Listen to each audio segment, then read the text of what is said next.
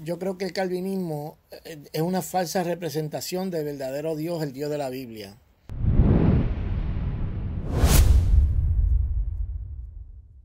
Este es un video que estaba deseoso de hacer por ya hace algún tiempo, de que yo creo que el calvinismo, en especial el calvinismo, no creo que debe haber ningún tipo de pelea entre hermanos, podemos tener diferencias, pero yo creo que el calvinismo es una falsa representación del verdadero Dios, el Dios de la Biblia.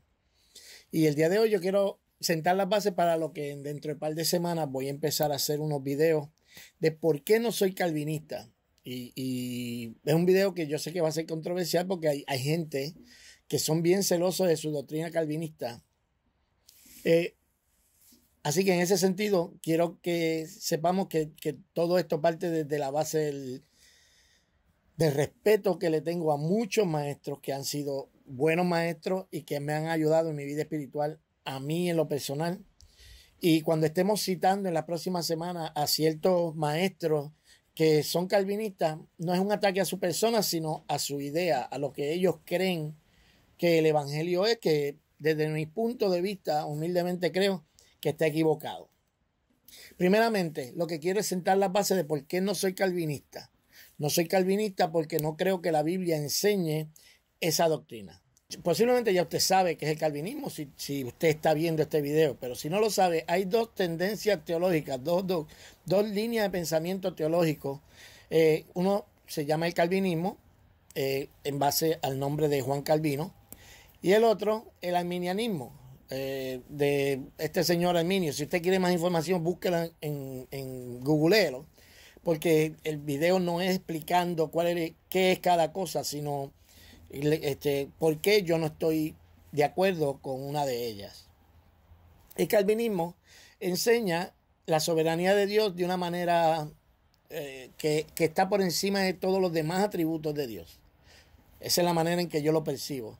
Ellos piensan que Dios es soberano, Él es soberano en todo, y que no es que Dios usa su presciencia para saber quién se salva y quién no se salva, sino que ellos insisten en que Dios desde la eternidad decidió quién se salva, quién no se salva, y en eso es lo que no podemos estar de acuerdo, porque al final del día los arminianos y los calvinistas tenemos, al final del día es la misma cantidad de personas que se salvan. La diferencia es como nosotros creemos cómo es que llegan a ser salvos. Y ahí es donde está el problema que yo veo con el calvinismo. El calvinismo dice que la persona que llega a ser salva fue porque Dios quiso que fuera salva, y la persona que se fue al infierno es porque Dios quiso desde antes de la fundación del mundo que se fuera al infierno.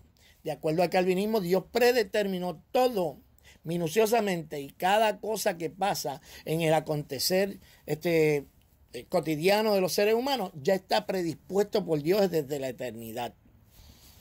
Esto nos presenta con unas cuantas dificultades, porque las implicaciones en sentido filosófico, ni siquiera estamos entrando a la Biblia, en la Biblia vamos a entrar más tarde, pero en el sentido filosófico de la idea es que no existe hombre culpable, porque de acuerdo al calvinismo, el ser humano solamente se arrepiente si Dios le da a ellos la oportunidad de arrepentirse, si es que Dios los eligió. Si ellos no se convirtieron, si ellos no aceptaron la verdad de Dios, es porque Dios no quería que ellos la aceptaran, poniendo a Dios en un aprieto, porque entonces Dios es el culpable de todo el montón de gente que se pierde y de todos los pocos que se salven.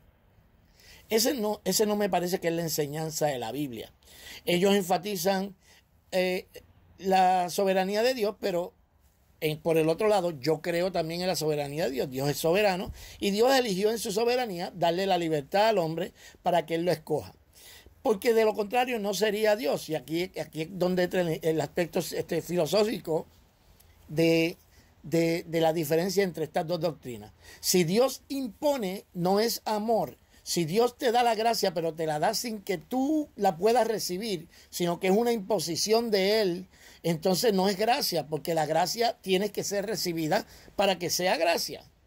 Dios no te obliga a salvarte, y de acuerdo al calvinismo, como tú no vas a venir voluntariamente al evangelio, Dios entonces te cambia para que entonces tú sí quieras salvarte.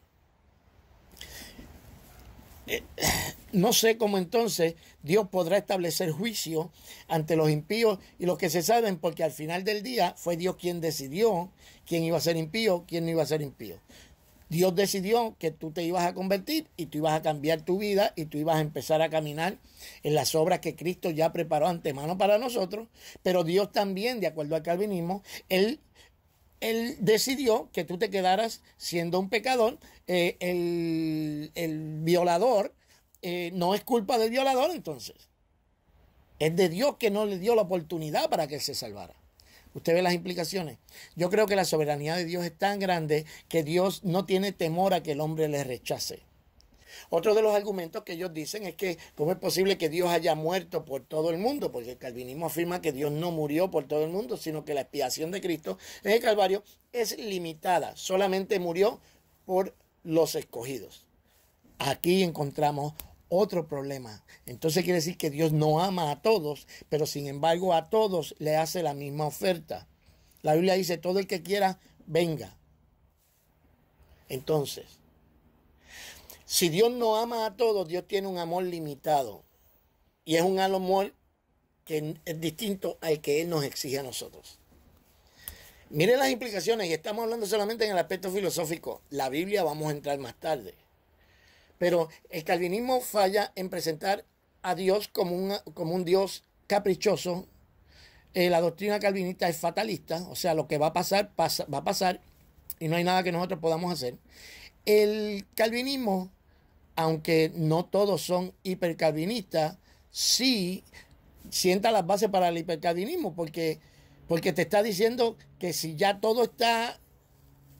ya se sabe quién se pierde, quién no se pierde, y no hay manera que los elegidos se pierdan, entonces la predicación pierde sentido, pierde validez. Pero ellos te van a decir, bueno, tú tienes que ser obediente. Esa es la manera en que ellos te lo van a decir. O sea, hay muchos problemas con la doctrina calvinista. Y no podemos dejar algo tan importante como la doctrina de la salvación a la suerte. Yo creo que Dios es soberano, yo creo que en su soberanía Dios te dio la oportunidad a ti, me dio la oportunidad a mí, le dio la oportunidad a todo el mundo a que creyera. En el libro de Romanos, el apóstol Pablo está hablando y diciendo que el hombre, el ser humano, conoció a Dios, pero decidió no adorarlo como Dios, sino que puso su mirada en los seres creados y empezó a adorar imágenes y empezó a adorar animales y empezó a adorar reptiles. Y que la ira de Dios entonces desciende sobre los hombres porque habiendo conocido la verdad de Dios, la rechazaron. Y estas son las bases que quiero que vayamos tomando. La pregunta no es cómo amaría un Dios soberano, sino que la pregunta desde mi punto de vista es cómo un Dios soberano, cómo un Dios amoroso ejercería su soberanía. Porque entendamos algo, para que Dios sea soberano sobre alguien, tiene que haber creado algo. Dios era amoroso antes de ser soberano. Y me explico. En la eternidad había una relación entre la Trinidad. Jesús dijo que le entregará la gloria como Él lo amaba desde el principio. Había una relación entre Padre e Hijo. O del Padre y el Verbo, desde el principio, desde antes de la fundación de todas las cosas, Dios en la Trinidad, había amor entre las personas de la Trinidad. Dios es Dios amoroso antes de que Él creara cualquier cosa. Cuando Él creó cualquier otra cosa, entonces Él es soberano sobre esas cosas que creó. La pregunta yo creo que sería, ¿cómo un Dios amoroso ejercería su soberanía? Y podría estar aquí hablando un montón de cosas, pero quiero hacerlo de una manera detallada, hablando los 5 puntos del calvinismo, cada uno de los puntos, debatiéndolo, y estás invitado a entrar a la discusión. La idea de esto es que nos rompamos los paradigmas. Es posible que tú tengas un argumento que sea convincente para mí. Lo que no vamos a hacer es comenzar a tirar versos bíblicos ahí a lo loco como si fuera una ametralladora, porque por lo general cuando yo encuentro personas que creen en el calvinismo, lo que hacen es que siguen tirando versos. No, cada verso se estudia en su contexto. Algo yo te puedo decir, el contexto de la Biblia completo. El libro comienza con una orden al hombre. Le dice, no puedes comer de todo árbol, pero no del que está en el medio del huerto. El día que comas, morirás. Ahí hay una opción.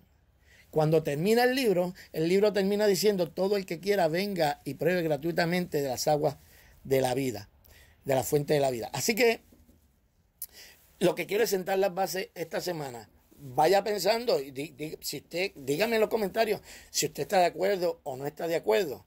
Vamos a ver cuáles son los 5 puntos del calvinismo y vamos a debatirlos uno por uno, porque el problema del calvinismo es que si uno de los puntos no funciona, si uno de los puntos no se puede probar, se cayó el andamiaje entero.